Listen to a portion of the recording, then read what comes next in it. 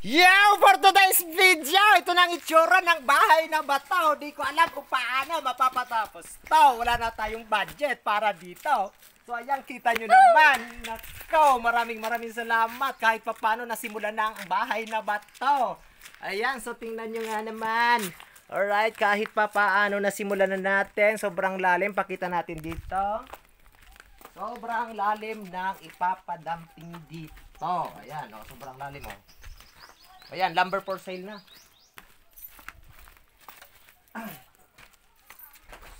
So, yun, ito, dito. Ito yung magiging flooring natin. Ito yung dadamping, ha. Sobrang lalim, oh. Sus, paano pa kayo magagastos dito? Hindi ko na alam kung paano matatapos to, guys.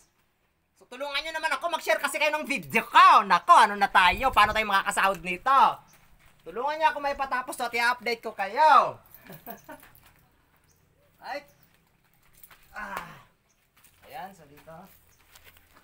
Ito lang naman yung mga nagamit na lumber na halos inabot to sa sa 50,000 yung mga lumber na to.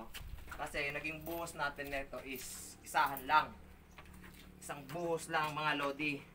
Kaya ganito karami yung yung mga lumber na nagamit, pati yung mga kawayan, no. So yan muna for today's video. Maraming salamat po sa inyo. Hey!